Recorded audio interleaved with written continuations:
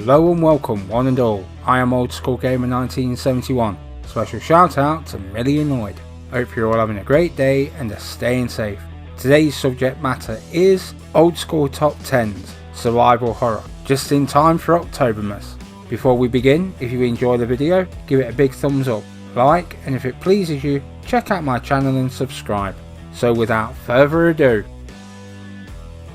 as a surprise to no one, this is my favourite genre in gaming. As the PlayStation 4 has grown, so has that catalogue. This generation has had some damn fine horror / survival horror games. Switching to x86 brought about many PC conversions that maybe would not have came about in previous generations. Heading into the PlayStation 5, less than a month away now, tick tock, we are getting some of the biggest and best looking games of the generation. Can't wait for the 3D audio. But as this list proves that some of the best were out as early as 2014. After the releases this year, this list may look a little different next year. But these are the games that I feel best represent this genre. So let's raise a glass to the survival horror genre. And so we start off with number 10. What Remains of Edith Finch. It came to the PlayStation 4 in 2017 and was developed by Giant Sparrow. This is a great game. You play as Edith Finch, who is researching her family tree in a novel way. Whilst the game certainly is not a horror game in the usual way, the game in itself is unusual and certainly deals with some horrific topics. It also has the Halloween movie theme music. Each person's unfortunate scene is different from one another. Certainly a game that I always hope for a sequel somehow. My number 9, Dark Pictures Man of Medan, came to the PlayStation 4 in 2019 and was developed by Supermassive Games. Part of the Dark Pictures anthology, a planned series of games paying homage to the faces of horror. This time it's based on a ghost ship. Seemingly everyone is dead, and all that remains is tormented souls, hellbent on your demise. Playable single player, 2 player and party play. This is a lot of fun and certainly worthy of your time.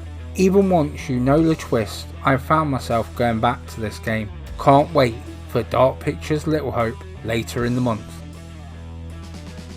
Moving on to number 8, Dead by Daylight, came to the PlayStation 4 in 2017 and was developed by 505 Games. A game that at times I love and at other times I hate with a passion. You either play as survivor or killer. I prefer survival. You must escape the area by fixing generators. With several recognisable faces, some better than others, the game can be great fun teaming up on mics to overthrow the killers. Then you get camping gits. You don't have the skill, just hook somebody and stand about a foot away, giving you no chance to save them. Those shall remain unnamed.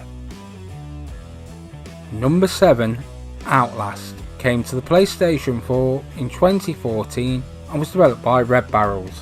One hell of a game. You're invited by an unknown person to an asylum to investigate a doctor being accused of human experiments. So my kind of game.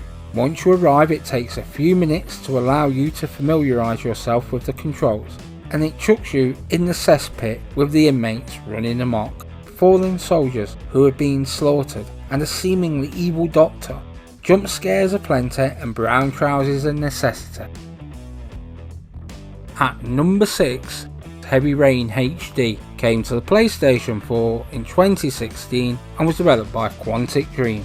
A HD remaster of the game that I really enjoyed playing on the PlayStation 3.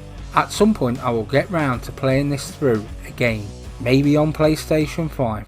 You play as 4 characters in this one. This has a Marmite story. You will either think it is great or trash. You must solve the mystery of who the origami killer is. He is abducting and killing children, leaving behind origami animals. This is a hell of a dark game. Enjoy. Making its way to number 5, Until Dawn, came to the PlayStation 4 in 2015 and was developed by Supermassive Games. Before Dark Pictures, there was this game, certainly a lot more gruesome than Man of Medan, but somehow still impresses some 5 years after release. This again borrows from several movies and folklore. I would say that this game gets the balance right between those characters you want to survive and those that you want to see hung, drawn and quartered to rapturous applause. Your actions is the difference between life and death. Fantastic, everybody dies. Moving on to number 4, Murdered Soul Suspect came to the PlayStation 4 in 2014 and was developed by Airtight Games. Speaking candidly of death, Murdered Soul Suspect, at the start you die, murdered, then you must come to terms with being a ghost. Also, you have spirit powers. These can be a lot of fun. They are rather cool. All the time you're trying to solve your murder and help other spirits pass over along the way. This was a damn fine game that got hardly any recognition at all. As a cross-generational game with little promotion, it never stood a chance. Pity, as I always enjoyed this game a lot. Number 3, Remothered Tormented Fathers came to the PlayStation 4 in 2018 and was developed by Stormmind. Let's get this over with. Yes, the main character does look like Clarice Starling from The Silence of the Lambs. The game plays a lot like Clock Tower 3, and certainly this is not a problem to me. You are investigating a disappearance. After lying your way into a mansion, you confront a former mental patient.